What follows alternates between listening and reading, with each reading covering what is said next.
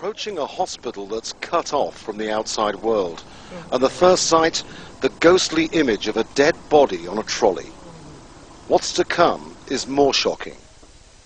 Bodies dumped next to piles of rubbish, 19 of them decomposing in the heat. And it gets worse. Inside we follow a trail of blood and an acrid, sickly smell. This is Abu Salim Trauma Hospital, but there are no nurses in sight, no doctors.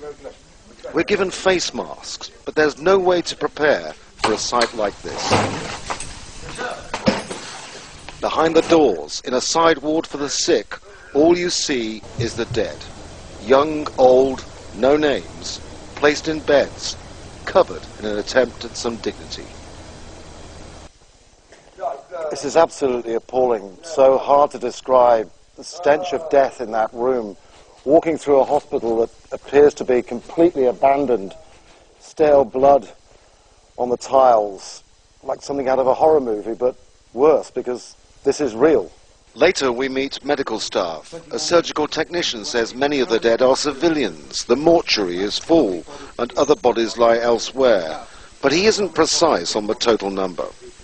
I think more than 100. More than 100? I think. This is supposed to be intensive care. The hospital has hundreds of staff, but they fled because of the intensity of fighting, leaving 7 medics. Only 2 of them are doctors. They're here day and night and can't get any outside help. This man, a civilian with a bullet lodged in his spine, urgently needs life-saving surgery. 2 days back, 2 patients died because we don't have electric for mechanical ventilation, you know. And this one maybe 3 times, 4 times CPR. A boy, a bullet now removed from his chest, is recovering. This man came to buy a car in the city when he says he was shot and robbed by a Gaddafi loyalist. He will survive. But looking around, there isn't much hope for some.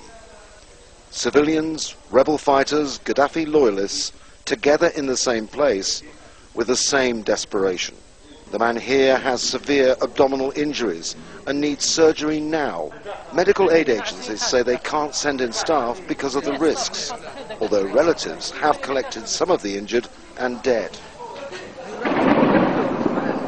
We came under small arms fire on the way out and the way in.